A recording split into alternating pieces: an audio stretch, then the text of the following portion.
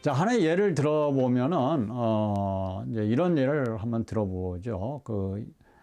자, 우리가 이제 누에를 이제 볼 수가 있는, 누에는 이제 비단실을 이제, 만들어내는 것이죠. 근데 우리가 이제 누에는 이제 뽕잎을 먹고 자라는 벌레, 큰 벌레 아닙니까? 그런데 그 누에가 어떻게 해서 나오냐 하면은 어린 알에서 깨어나죠. 그래서 어린 애벌레로 상태에 있다가 그것이 큰 누에가 됩니다. 그것이 이제 큰 누에가 됐다가 번데기가 됩니다. 그 다음에 번데기가 우리가 가끔 맥주집에서도 먹습니다만 그게 바로 누에에서 나온 번데기입니다.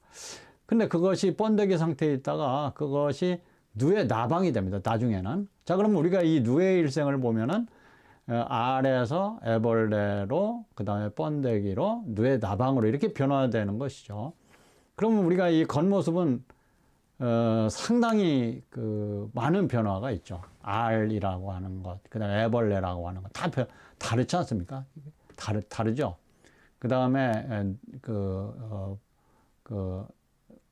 큰 누에가 된 것, 그 다음에 번데기가 된 것, 그 다음에 나방이 된 것. 그럼 이게 그 순환 과정을 보면은 상당히 많은 변화가 있는 것이죠. 다양하게 이제 이렇게 모습이 변화되어 나갑니다. 근데 문제는 이제 그럼에도 불구하고 이것이 하나의 누에의 한 살이다. 하나의 누에의 변화 과정이라고 하는 것이죠.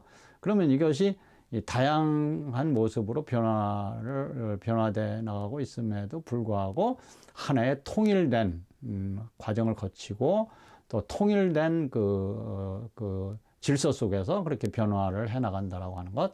이제 이걸 우리가 좀 생각을 좀 해볼 수가 있겠습니다. 자, 그렇다면 이제 우리가 여기서 생각을 해볼 게 애벌레하고 번데기 그리고 나방은 다른 것인가? 겉보기에는 다르지만은 또 동일하다고 볼 수 있느냐? 겉으로 보기에는 동일하다고 보이질 않죠. 동일하게 보이질 않죠. 그런데 이것이 바로 이제 다양성, 변화성, 이렇게 볼 수가 있습니다. 그런데 문제는 그것이 서로 다르게 변화를 하고 있습니다만은 본래는 하나라고 하는 것이죠. 본래는 하나다. 또는 하나의 그 질서 속에서 변화해 나간다. 이거를 우리가 생각을 해볼 수가 있는 것이죠. 자, 그렇다면 헤라클레이토스의 만물은 변화한다라고 하는 그것은 단지 변화하는 것만 헤라클레이토스가 주장하는 것이 아니고, 물론 만물의 변화에 초점을 두고 설명을 하고 있지만은 그런 변화와 차이성 속에 동일성이 있다라고 하는 것을 말하고자 한 것입니다. 그래서 자연 만물은, 우리가 눈에 보이는 자연 만물은 그런 차이성, 변화성 속에서 어떤 동일성을 가지고 있고 또 변화성 속에서 지속성을 가지고 있다. 이렇게 설명을 할 수가 있는 것이죠. 그러니까 앞에서 얘기한 대로 나무 한 그루가 하루 사이에도 상당히 많은 변화를 겪고 있습니다만 동일한 나무로서 존재한다.